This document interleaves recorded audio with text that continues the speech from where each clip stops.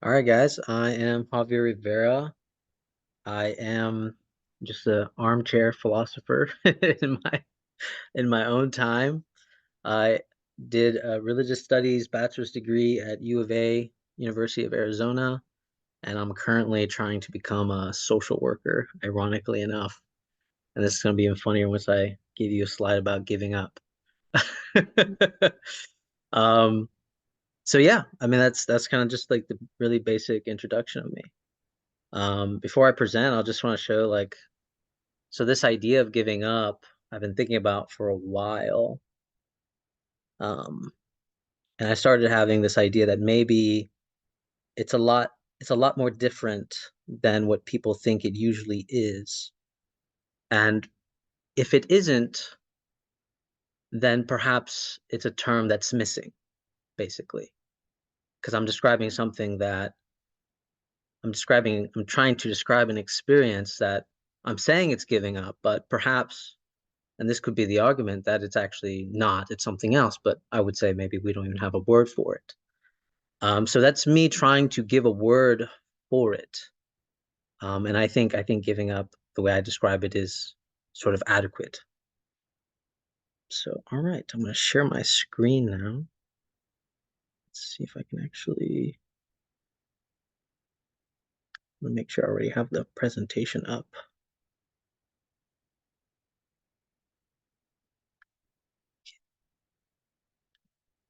All right.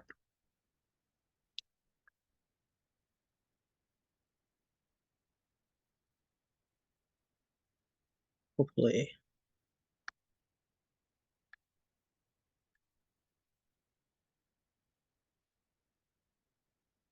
Okay, there you go. All right. So what's my big claim? My big claim basically is that giving up doesn't designate anything, and it's a part of our everyday process. And that's the part that I did that wasn't included in the abstract, but this is something that I kind of added on as I continued to think more about this. And that's going to be basically the majority of my argument, that it's a part of our everyday process. And so I introduced these terms, something like finite negative. What's a finite negative? Finite negative is basically understanding that everything is finite, contingent. We experience particular things. So even the negativity itself is finite. And then what is negativity? Since I'm going to be throwing around this word um, quite often, is just, I really just take the most intuitional kind of understanding of negativity, right? Like I'm not trying to play like some philosophical move, like there's negative and there's just positive, but essentially negative is how we understand it. Whatever you deem as not good or bad, it's not ideal, it's not what you want, it's not what you desire. This is all what I would deem as negativity. Okay. And then here's a concept that I actually really love when I was making this talk, which is the idea of the limit negatives. And the limit negatives are quite different from the finite negatives precisely because even though they can take particular forms, they continue to persist and they are quite indifferent to our finite negativities, meaning desire itself, suffering itself. These things are quite indifferent and they always persist either in the foreground or in the background of our sort of like daily life. Um, and then I've given, I mean, this is the other problem that I'm still thinking through is, are there more limit negatives? I've only been able to come up with two, and there's an argument to be said that maybe they're not really different, right? They sort of collapse onto each other. Because there's suffering, there's desire. Because there's desire, there's suffering. It's, you could say it's really just one limit negative. It's not really two. But I've divided it anyways, because for some reason, I still think there might be more, but I don't really know. There might be, I guess, actually, that just think about it now, I could have added death on that side. But I realized that would have come into this sort of optimistic argument of, well, perhaps we can achieve immortality at one point in time. And I was I was not ready to deal with that question yet. Because I would say no, but yeah, I just left that in suspense. Okay, so what's the problem with letting go? Letting go, in my opinion, and I've been reading a book by Osho. I've already forgot what it was called. I think it's called like When the Shoe Fits or something.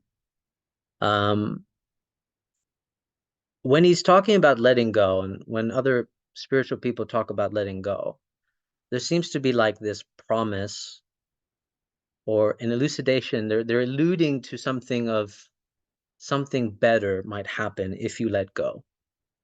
And this was my problem with it. And this is really attractive because it allows the individual to kind of already be looking ahead. So it's a negativity that's being released, and yet there is this seeming empty promise of you will discover that when you let go, there'll be a kind of like revelation for you, that it will be all beautiful, that you will realize that, yes, I should have let go of this years ago. I was making my life completely miserable. Um, so this is my problem with the idea of letting go, is that it already starts blunting the negativity, and I'll go into what blunting the negativity means. But yeah, it's not actually as negative as it is portrayed. And that's also a part of my argument. It's precisely because it seems to already give you another promise in place of what is already being let go of. And so, in connection to that, I've been using negativity as a kind of way of thinking about process. This is almost like very Hegelian of me to do this, but my the other thing of my argument is that actually giving up is in between the failed object of desire and the result of letting go. So it's actually like a vanishing mediator. You don't even really it's not something you would say in your normal day-to-day experience that like, yes, I gave up. And I'll make a distinction between giving up and quitting after this slide, but we don't really experience it. But basically, and I think I describe in the next, my definition of giving up is precisely when the subject understands that your desire is persisting and the failed object cannot be reached. You cannot reach the object of desire. So you have this desire, you still want it, you still want to achieve it, but you understand the futility of it. So it's still there. So essentially giving up is when you realize you're in this stasis almost of a remaining negativity. And that's really my biggest contention when we compare giving up and letting go, is that it already wants to evaporate the remaining negativity by giving you the kind of the other looking glass of this new promise, this new designation, when really, in my opinion, we all experience giving up at one point.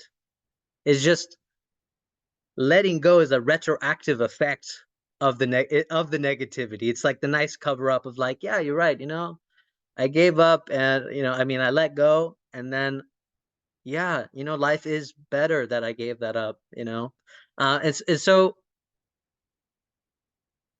all these things start to become sort of synonymous with each other: giving up, moving on, letting go. But also there's a version of giving up that people like to think it's quitting. And so now what's the difference between giving up and quitting? So for me, and this was something that I thought was really interesting, I'll be curious to see what other people think about it.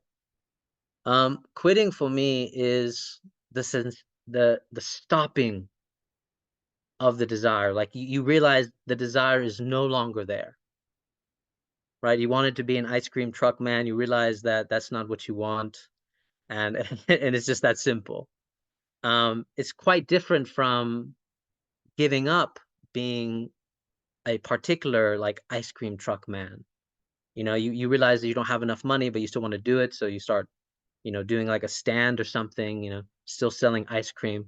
You still have the desire, but you can't fully achieve it. And I also like this example of like the giving up mother and the quitting mother. So that the idea with the giving up mothers, the giving up mother wants to give up, but it's always in relation to an ideal. She wants to give up a particular ideal of being a mother, but that's never apparent to us until we are in the remaining of the negativity, and then we fall into a kind of letting go and acceptance. She realized that the mother that she wants to be is impossible, precisely because the children that she has does not correspond to that ideal.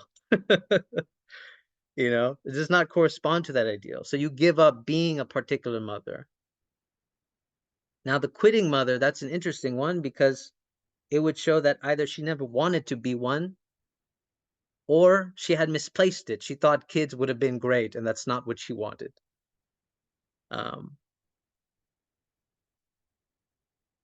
Okay. So now what's the relation between, and this was like some thinking that I enjoyed doing, was what's the relation between the finite negative and the limit negative? And so if the limit negative is the thing that always persisting in the background of things, the problem with that is that we don't realize there's a limit negative, which means that the finite negative can always appear or seem bigger than what it is. And it's funny because actually positive psychology actually capitalizes on the fact that there isn't a limit negative, which I am arguing that there is. Because, for example, when I was in the army, we got tons of talks about like, how to have a positive mindset, and so on. And one of the famous ones was this idea of spiraling. So spiraling, the intuitive definition of it is, you know, you start having this anxiety about what's going to happen, and then you start playing out all those horrible sequences in your mind. You go, okay, I lost my job, that means my wife's going to divorce me, and then my children will hate me, they'll look at me as an impotent father, etc., etc., etc., etc. And you sort of just going down this line of like complete spiraling.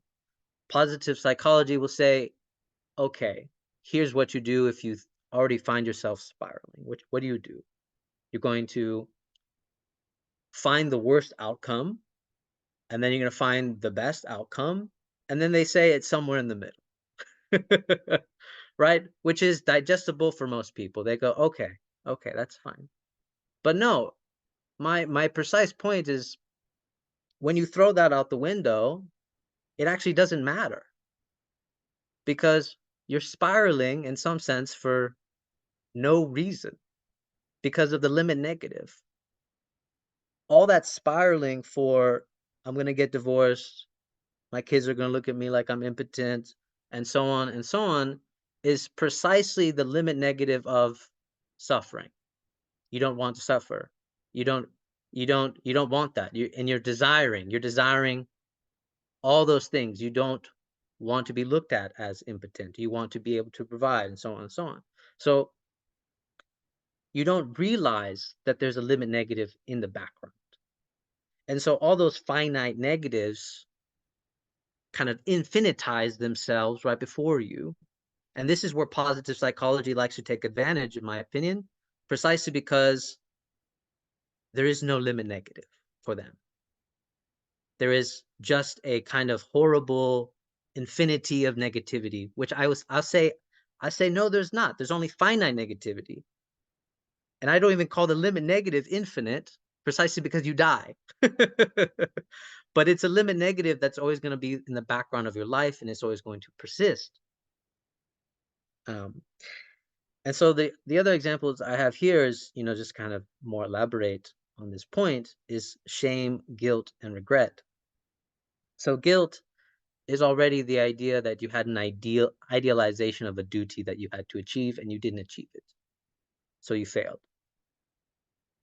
Shame is on similar lines, but shame, when you look it up, people can equate shame with embarrassment, but there's also shame in the sense of your social position, your position in respect to society, and how you look at yourself.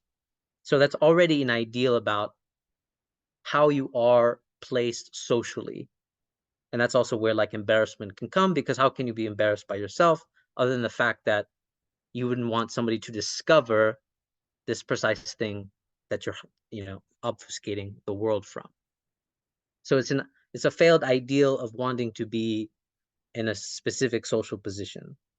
And then there's regret. Again, it's another idealization that has failed precisely because you're already mourning about the past, saying that there was an ideal action that you could have done um, in respect to your other actions. And it's very easy to link all these things together, right? You feel guilty because you failed to do a duty. Then you feel shame because now you're losing respect in this discovery of your guilt and your failure of duty. And then now you have regret. You could have done something else. And see how easily those finite negativities become almost a perpetual circle. And this is what, positive psychology always likes to kind of argue for their force in. But what I'm saying is like it's precisely what you're avoiding, which is the limit negative.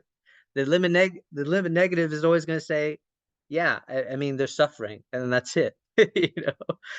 So there's no sense. Almost, it's almost ironic actually. It's precisely because you want to be positive that you go down these horrible avenues of negativity. You extend the finite negativity when there shouldn't be. Okay, now this is something that I call short circuits, which is actually the where the blunting of the negativity takes place. And I've already given examples. So essentially the ideal, that nice heart-like zero, is exactly how we blunt the negativity of the limit negative, because we're always going from the finite negative and looking at the ideal, right? We're obsessing over the ideal. Either we have it or we have failed it, right? So even just this idea of, my biggest gripes about failure have always been, this idea of try again and then succeed.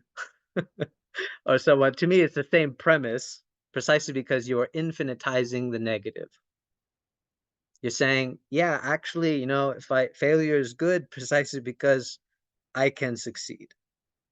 But actually, no, with the limit negative in the, if you bring the limit negative in the foreground, there's always just going to be failure. Loss is always loss. That's it.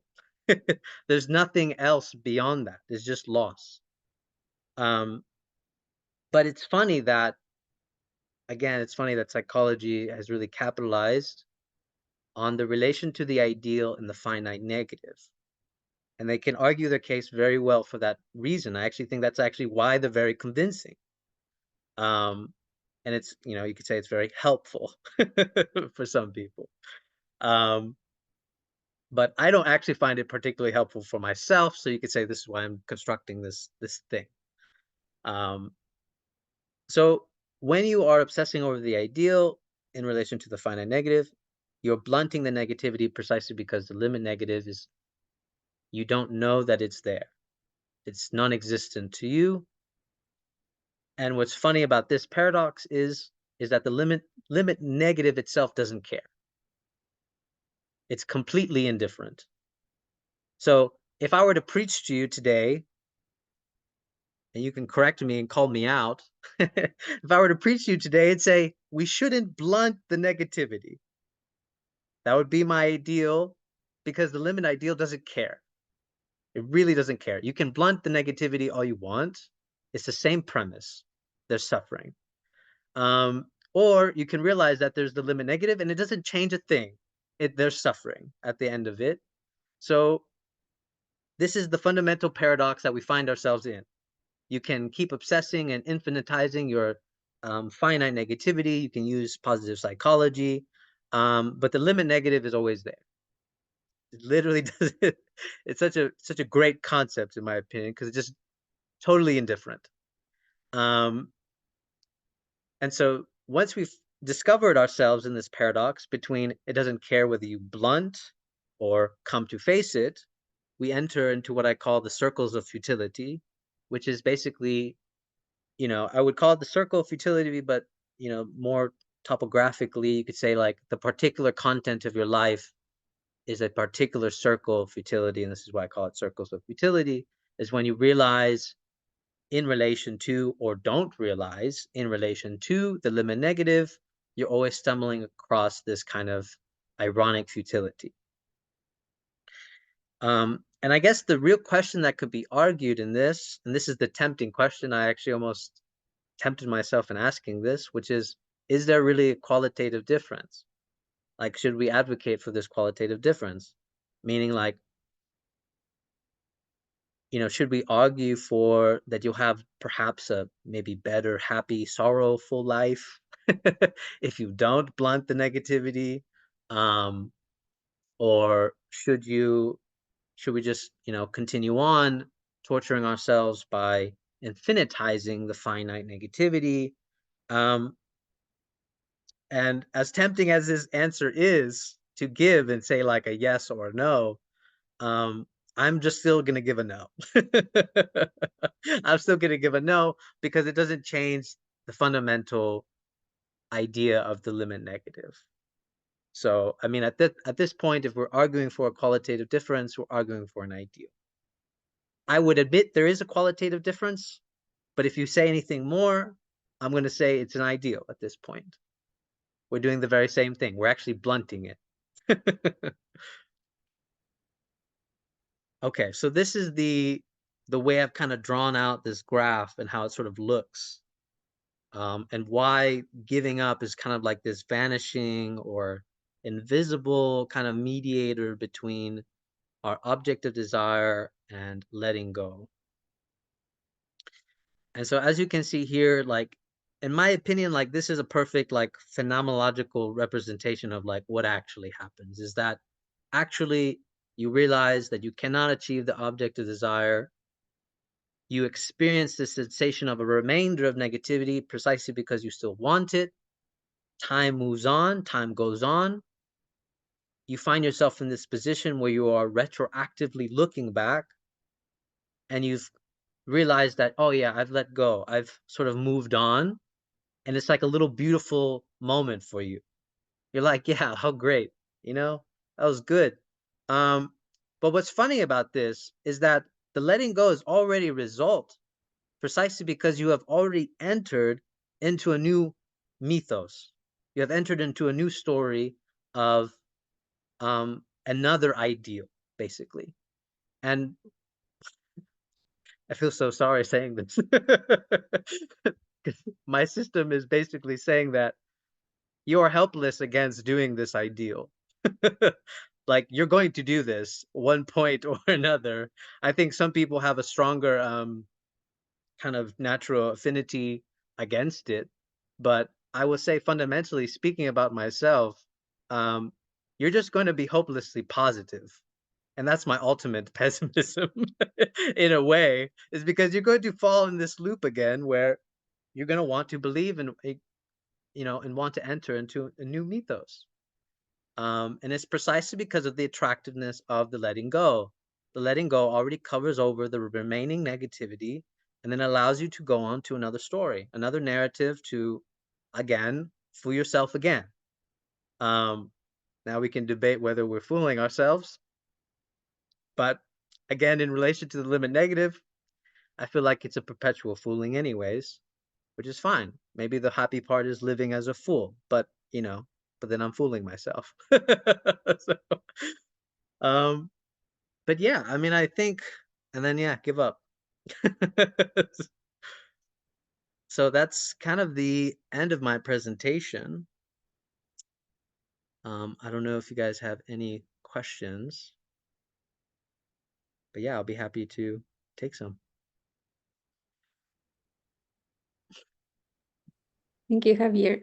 Can I ask a question? Sorry, Yeah, Bruno. yeah, go ahead. I mean, it's a great presentation, very pessimistic and negative, and problematizes a lot of things.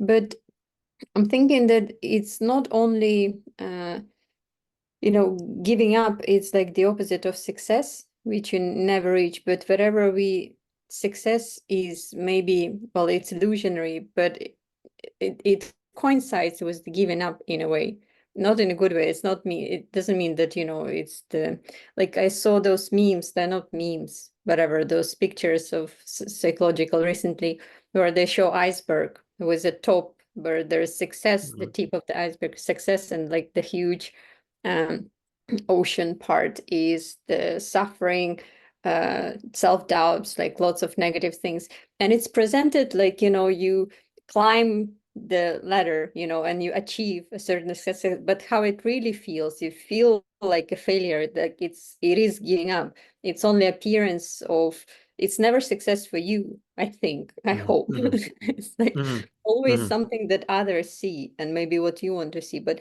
this giving up, and it's not to say that, you fail better and then you achieve success through this. It's only failure. Like you can have, so this giving up and success might be not the opposite. It's meaning that you would never feel a success. You can only, um, it only feels like giving up. And the other idea is that the only way, okay, it might sound like pop psychology, positive pop psychology, that the only way to achieve anything, success, is to give up, meaning you embrace the failure, inability to, the futility of achieving anything.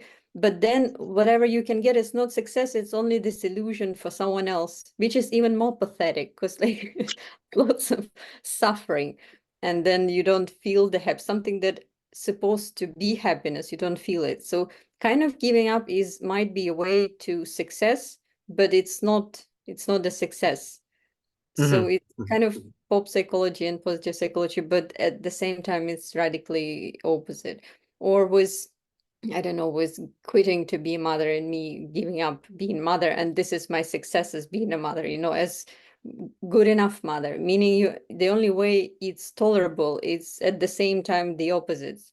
You don't need to be ideal mother, but you still a mother, and you're in the only way of this being um realized is in a mode of giving up. Is it success? I don't know. I mean, the child is life. So, well, I'm still technically a mother, but it doesn't feel like success. It might appear as success, but it's substantially is giving up. Yeah, no, I mean that's what's interesting, right? Because like if you apply the limit negative, then the success it levels out completely. They're still suffering. You've reached the top of to become, was it C CO or whatever, CEO, and you still got all this work, and now you don't have a family, you don't have friends, and CEO is it's the like, worst was it failure. really worth it? Yeah, it's always like a deal with the devil. You can never trick it. Mhm, Like we always think that we can trick this universal principle, but to sacrifice always more than you overpay, always sacrifice more than it costs. And that's how it is. So I'm sorry to say. good. Anyone? If I can. Yeah. Javier, hope I'm pronouncing your name right, but thank you for the presentation. It's horribly negative. It's just you reminded, obviously I don't have a perfect uh, uh, understanding of your terms. For me, when you said limit negative, um, I just kind of went with a general unavoidable suffering. Mhm, Um, and especially linking it to desire there, that desire is never going to be fulfilled, that desire is always going on, which made me think a little bit about something else I don't really understand, which is Lacan's lack. But this idea that there's something always kind of missing. Um, but when you talk about the finite negative, the image that comes to my mind is this Sisyphean rolling of a boulder, up to the top. And so I'm just wondering if you're also thinking of it in some ways like that. And I think the classic allegory is that there's something about this once he accepts the purposelessness of his task, if this is a kind of giving up that allows a different kind of satisfaction in the process, that's unavoidable, that we still have to engage in tasks in the world, even if none of them, the fantasy will never be fulfilled. Yeah. Like that's the thing with the finite negative, is that in some sense, if you don't know, if you're not aware or don't know about the limit negative, right? And I'm calling it limit negative, but people understand it different ways, right? Like there's always suffering, there's always desire, but even if we know this intuitively, we don't really like think about it in our day-to-day experiences like often. It's not like an awareness, right? You can see like this is what like Buddhism would practice, right? Like the awareness of this very principle. But I'm adding something a little different, which is to say, like,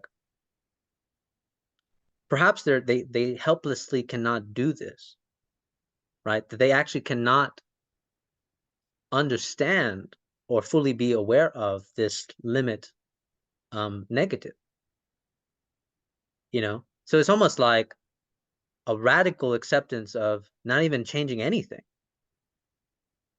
You're probably, if you find yourself positive, you're probably going to be doing you're going to make the finite negatives into a big, steady, growing snowball, essentially, and like suffocate yourself with it, because you can't help it. You need a positive look on life. But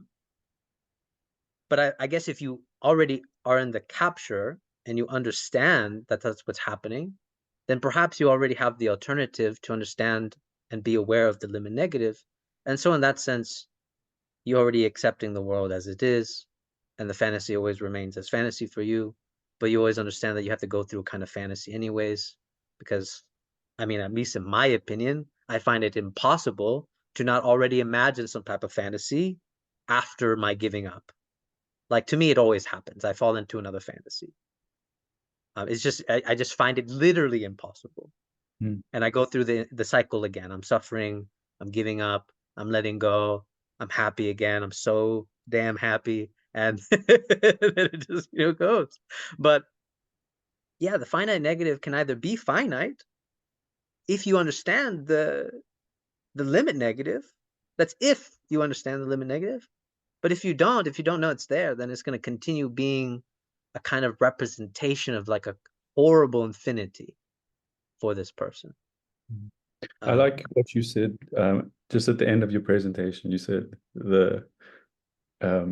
your hopelessness is that the positivity is impossible to escape. I'm paraphrasing. Yeah.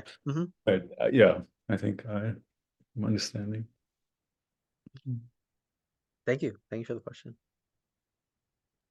Thank you, Sean. Camilla has a question in a comment. Do you see it? Let me see.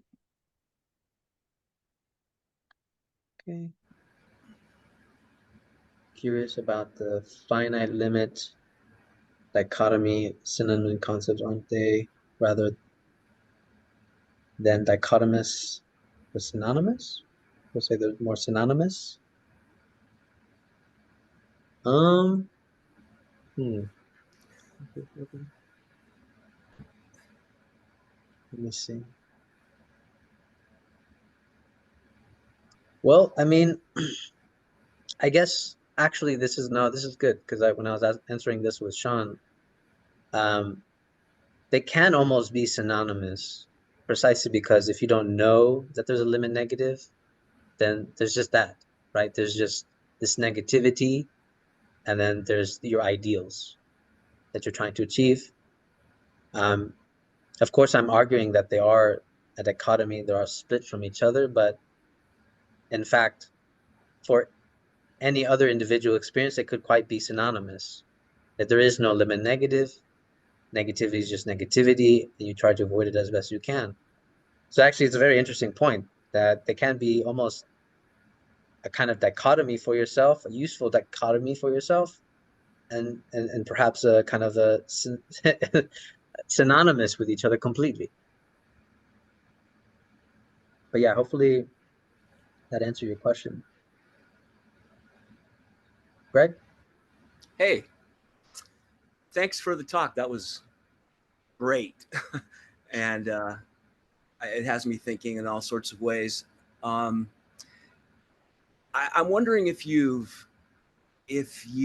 are familiar with 12-step programs, and how at the very beginning, I think it's like even before the first step, you're supposed to practice this principle, what they call a spiritual principle, the principle of surrender. And so you know, they have a motto, surrender to be free, or something like that. And I'm just wondering how surrender might differ from, say, quitting or giving up. And I don't know if that's something you've even thought of, or whether it matters, but Yeah, no, this is good. So this guy, this kind of goes in my gripe with Buddhism a little bit, because when I used to practice Buddhism, and I actually used to go to a meditation group that would do 12-step programs for these drug addicts, and they would do this like meditation practice. What got me was that Buddhism always has this sort of silent didactic to it. You know, like when you ask this question, like, okay, so how do I give up desire? How do I become detached from desire? Right? And people kind of try to ruin Buddhism for this. But actually, to me, like, this is all Buddhism's whole point, is like, you can't. But somehow you have to go through the chamber of trying to realize that you can't. But this is my precise problem. Why does it have to be a silent didactic? Now, the argument could be said, maybe you don't really understand until you actually go through it and really understand the futility of it. But in my opinion, you already must have a desire for it in some sense. If you're attempting to go through this practice, there's some desire already there. So yeah, it's surrender. That's an interesting concept, because I almost feel like for me, it's almost synonymous with letting go. Because like surrender, why? You know, aside like, from the fact go ahead. that to Yeah, yeah. surrender is to admit that you've been Okay. defeated, right? The drugs have defeated us, and so we surrender. Okay.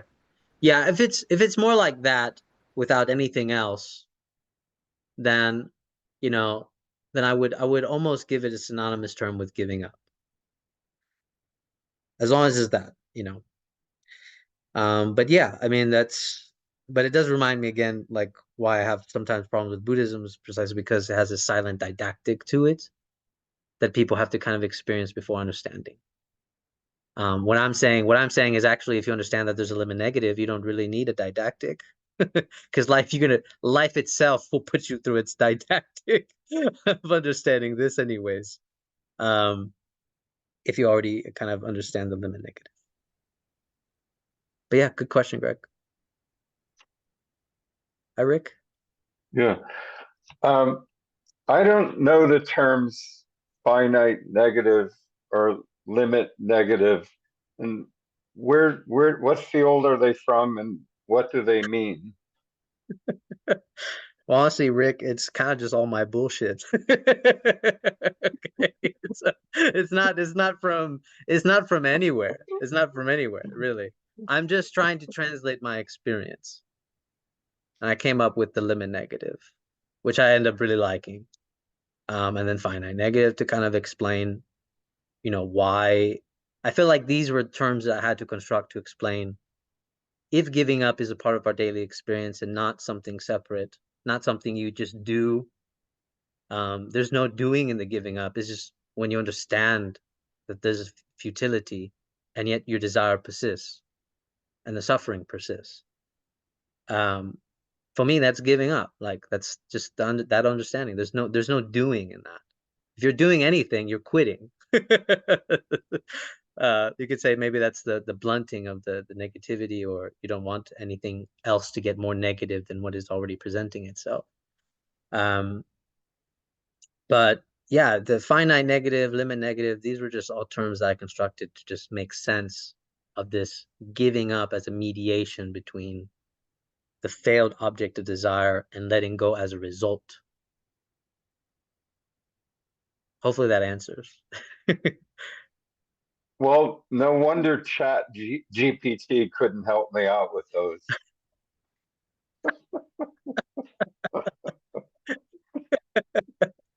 That's fair. Yeah. All right. Can I add something? Yeah. I'm thinking that using those terms, you can use them to criticize ethics of psychoanalysis, of Lacanian psychoanalysis, because surrendering, like what subject's supposed to do is to surrender to their desire or give up, maybe in a way, but not give up, but not let go. Surrender herself or himself to the desire. And this suggests a critique of the whole, which is a kind of a tragic position. No matter what, you have to do it. Just it's beyond you. And you, it's not that your thinking substitutes and offers better ethics, because I think we don't like any ethics, like what subject's supposed to do to be good subject. But this is a good critique of psychology, pop psychology, this westernized Buddhism, uh, and Lacanian psychoanalysis, even though it's different from psychology. Can you use those terms against Lacan for me? I mean, I hang out with a lot of people that read Lacan, so but no, that's a good point. I actually didn't think about that it being a possible critique against like this version of psychoanalysis where you're trying to give up or surrender to your desire when there's nothing to do. My main argument is, yeah, is just precisely this. There is nothing to do. It's already something that you do.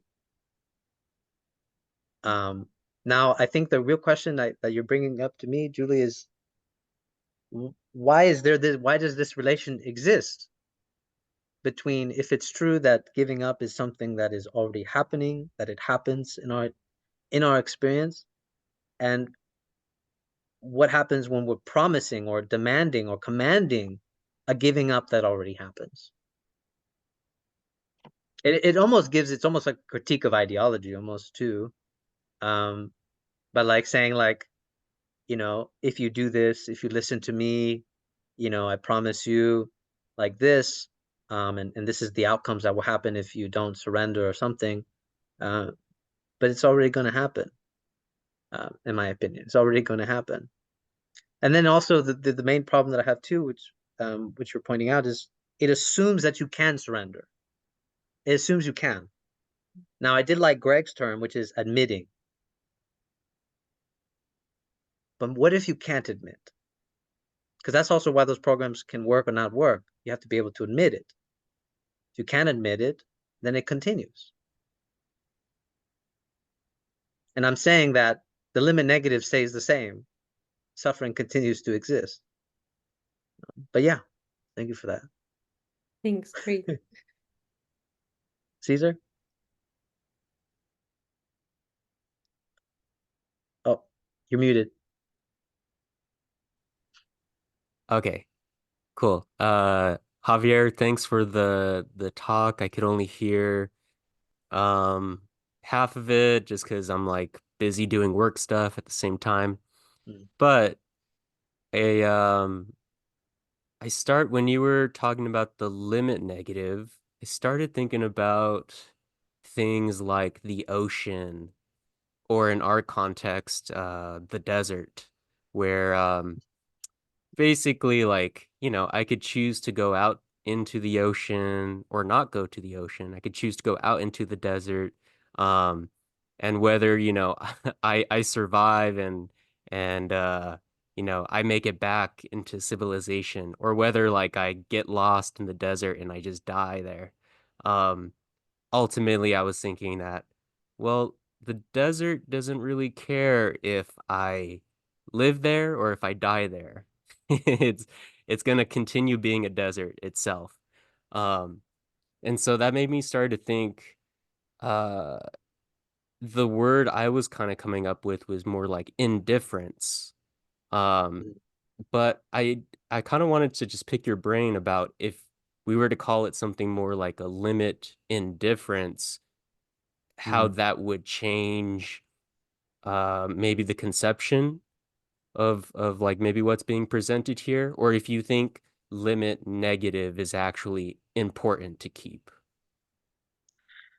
I mean, it doesn't matter too much to me. I would say if it's helpful for you, then I would say. But yeah, I mean, fundamentally, what I've been repeating is that it is indifferent, right? And I actually take some of my influence from Sharon too, when he's talking about like, this idea of embracing death. You're going through this stage of like positivity, then you're pessimistic, you're embracing death and all this stuff. And then all of a sudden you just realize like, my favorite line from Sharon is, "I'm tired of death." It's just to exemplify his total indifference to either of the ideals, right? We must avoid life, embrace life, give it meaning. Then there's the opposite, which is like embrace death.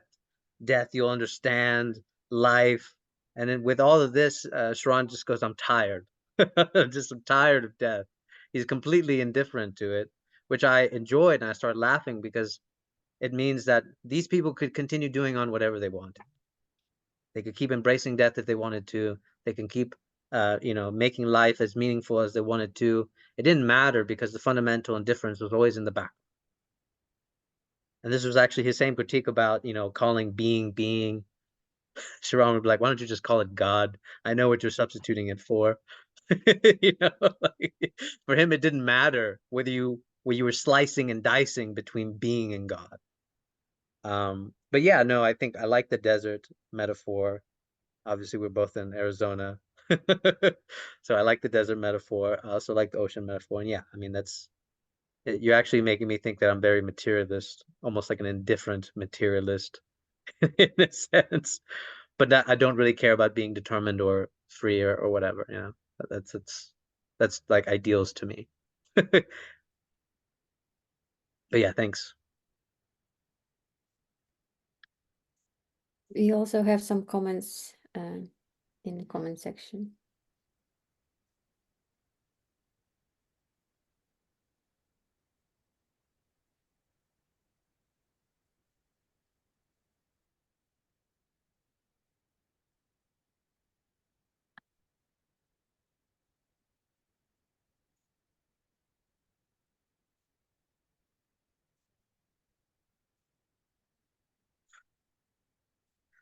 Let me see. I was also thinking that the finite negative reminds me of the personal unconscious. And then limit negativity is okay. Limit negative is the unconscious, not remembering precisely. These terms are pretty Freudian. Um, yeah, I mean, I've read Freud. I've read some Freud. Yeah, I think those can be applicable in that way if we want to put it in there. That the finite negative would be, Sharon. Let me type it out. But I definitely pronounced it wrong for sure. Yeah, thank you. Um, but yeah, I think the finite negative can be the personal unconscious, and sort of the unconscious itself as the limit negativity. It also kind of starts reminding me of Carl Jung, as if like we have like this collective unconscious, but if I were to make it more pessimistic, like there's just this force that it doesn't really matter. It sort of just completely evaporates your individuality because it's completely indifferent to um, what it is.